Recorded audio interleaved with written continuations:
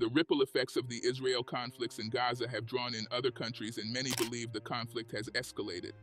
Retired U.S. Army Colonel Douglas Macgregor emphasized that the challenges from Iran have been brewing for a considerable time, hinting that the attacks from Iran should not come as a surprise. Will the actions of Iran be justified? Recently, Iran's Revolutionary Guards asserted that they carried out a targeted attack on the purported spy headquarters of Israel located in Iraq's semi-autonomous Kurdistan region, as reported by state media. Additionally, the elite Revolutionary Guards disclosed that they conducted strikes in Syria, specifically targeting positions associated with the Islamic State. These strikes occur against the backdrop of growing concerns about the escalating conflict that has expanded across the Middle East since the commencement of hostilities between Israel and the Palestinian Islamist group Hamas on October 7th. The involvement of Iran's allies from Lebanon, Syria, Iraq, and Yemen has further complicated the situation. The initial conflict between Israel and Hamas has triggered a regional ripple effect, drawing in various actors and exacerbating tensions. The engagement of Iran's allies in the wider geopolitical environment suggests broader regional dynamics at play. Stay tuned as we delve in rising matters. The conflict that is spreading beyond Gaza and encompassing the entire Middle East appears to be characterized by proxy engagements.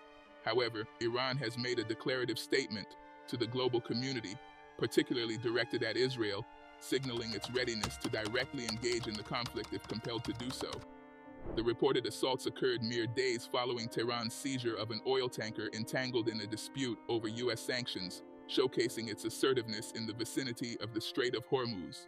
This strategic waterway serves as a crucial passage for Gulf oil exports. Simultaneously, Houthi attacks in the Red Sea have already caused disruptions in global shipping, compounding concerns about the security and stability of vital maritime routes. Iran's current change in strategy differs from what it did during the first 100 days of the crisis, which was sparked by Hamas's attack on Israel, which Iran supported.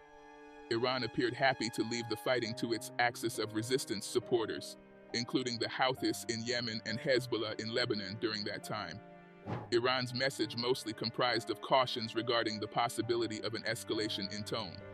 But the recent attacks and the seizure of an oil tanker point to a change in Iran's position in the ongoing crisis, a more assertive and direct role, as well as a re-evaluation of its approach and a greater readiness to participate actively in the changing dynamics of the area.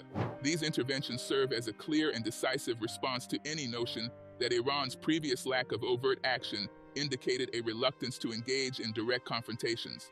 Israel is unlikely to overlook the fact that Iran's recent string of missile strikes had the potential to reach as far as Tel Aviv.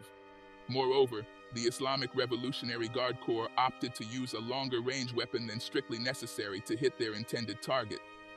This strategic choice could be seen as a display of military capability and a calculated message to Israel. It doesn't necessarily follow that these developments will lead to a quick escalation into direct Iranian strikes on Israel, though. The circumstances are still complicated, and the conflict's future will be greatly influenced by diplomatic initiatives, geopolitical concerns, and the possibility of foreign intervention. Recent developments demonstrate how Iran is balancing its backing for Hamas in Gaza with its efforts to avoid drawing Israel's wrath.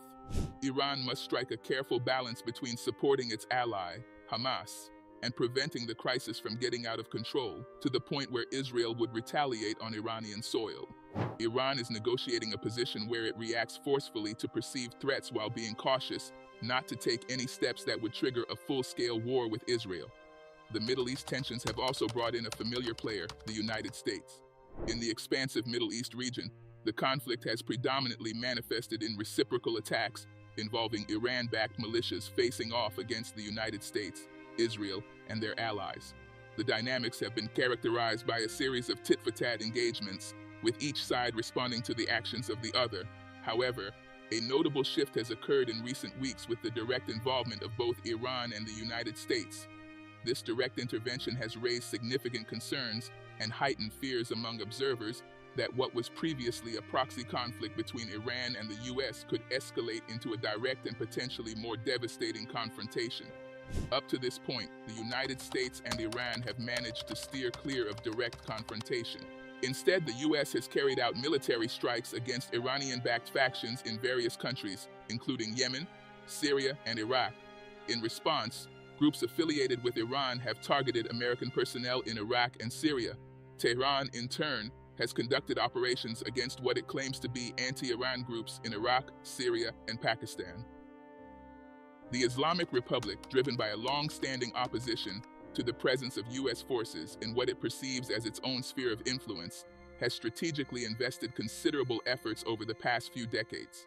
This has involved meticulously constructing a network of Islamist, anti-Western, and anti-Israel militias.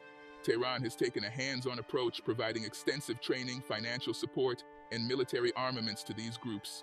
The motivation behind this network building lies in Iran's desire to exert influence and assert control over strategic regions, particularly those in close proximity to its borders.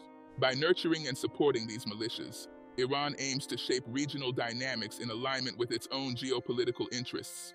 The groups fostered by Iran not only serve as proxies in regional conflicts, but also act as instruments to counter what Tehran perceives as an unwanted foreign presence, notably that of the United States. The Houthi rebels, in particular, have disrupted a crucial international waterway, causing disruptions to global trade and prompting intervention from Western states. Additionally, these groups have forged ties with and received support from Iran, contributing to the funding of Hamas, which initiated its conflict with Israel on October 7th. Despite the United States' prolonged efforts to shift its strategic focus away from the Middle East, recent developments have compelled a re-engagement in the region.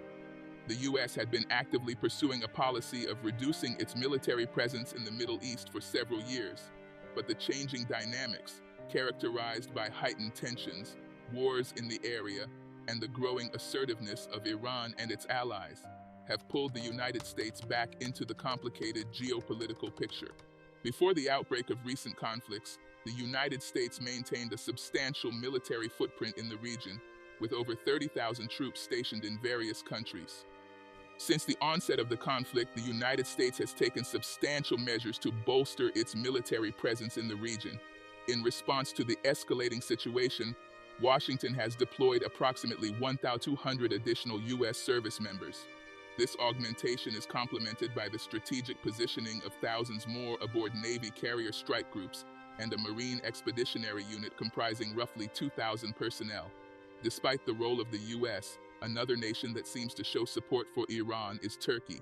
Turkey's President Recep Tayyip Erdogan recently announced that he and his Iranian counterpart, President Ebrahim Raisi, have reached an agreement to refrain from taking actions that could jeopardize the stability of the Middle East. This announcement came during President Raisi's official visit to Ankara, where the leaders engaged in discussions aimed at addressing regional concerns and fostering diplomatic cooperation. Following the recent meeting, President Erdogan, during a news conference, revealed that he and President Raisi had engaged in discussions regarding the cessation of what he described as inhumane attacks by Israel on Gaza.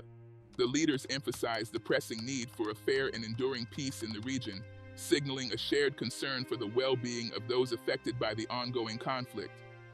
Turkey has been unequivocal in its condemnation of Israel's attacks on Gaza, advocating for an immediate ceasefire. President Erdogan's administration has gone further by endorsing legal measures to bring Israel to trial for what it labels as genocide. Despite its vocal condemnation of Israel's actions and its advocacy for legal measures against Israel on the international stage, Ankara has chosen to maintain its commercial ties with Israel. This decision has sparked criticism both domestically within Turkey and from its regional ally, Iran. The apparent inconsistency between Turkey's political stance and its economic ties has generated discontent among some segments of the Turkish population and has not gone unnoticed by Iran, which has been outspoken in its support for the Palestinian cause. The widening impact of the conflict in Gaza is becoming evident as the United States and the United Kingdom have taken military action in Yemen. This response comes in the wake of Houthi attacks on ships in the Red Sea, indicating the potential spillover of tensions from the Israel-Hamas conflict to the broader regional theater. In response to the US and UK's attacks on Yemen, Turkish President Erdogan has expressed condemnation, labeling the military actions as a disproportionate use of force. Iran's President Ebrahim Raisi has accused the United States of supporting what he characterizes as Israel's crimes against Palestinians in Gaza. In a statement Raisi reiterated his call for Muslim nations to sever ties with what he referred to as the Zionist regime. According to Raisi, the ongoing events in Palestine and Gaza amount to a crime against humanity, and he holds the United States and Western nations responsible for supporting these actions.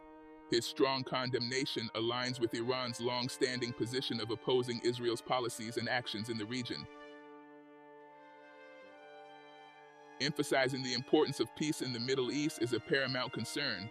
The Middle East peace process requires a dedication to communication, understanding, and acceptance of differing viewpoints. Building confidence and preparing the ground for negotiations is largely dependent on diplomatic efforts and international cooperation. It is crucial to take a comprehensive strategy that takes into account the socio-economic demands of the populace, protects the rights and security of every community, and fosters stability throughout the region. In order to transcend past animosities and strive towards a shared vision of stability, prosperity, and cohabitation, the international community, regional powers, and local players must collectively dedicate themselves to achieving sustainable peace in the Middle East. Thank you for watching our video. What do you think can be done to maintain peace in the Middle East? Share your thoughts with us in the comment section, and do not forget to like, share, and subscribe. Remember to hit the notification bell for more videos.